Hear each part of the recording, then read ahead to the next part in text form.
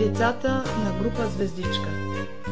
Ние сме най-големите в детската градина и за това открихме новата учебна година.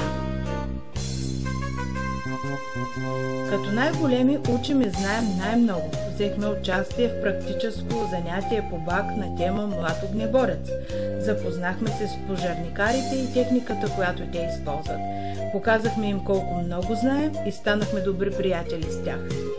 Старателно учихме правилата за движение по пътищата. Инспектор Милчева ни научи на много интересни неща. Ние вече знаем, че Чичко полицай е наш приятел и как да се движим по пътищата. Детската градина е вече тясна за нас. Имаме голяма активност в редица конкурси. Получихме много награди и грамоти за празника на меда, за деня в памет на жертвите на катастрофи. По инициативата иновациите започват с четене и редица други такива.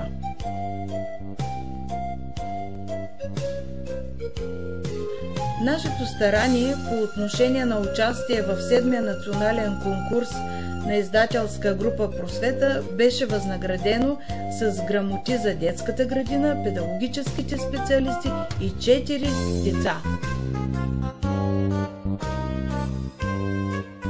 А нашето другарче Цветомир Цонев преди дни получи грамота за участие в национален конкурс, обявен от Светия Синод на Българската православна църква за своята картина «Храмът, Дом Божий».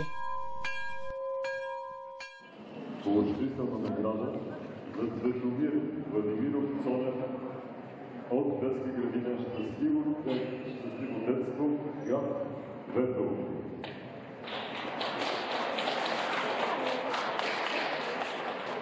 Неговата картина се казва «Храмът, Дом Божий».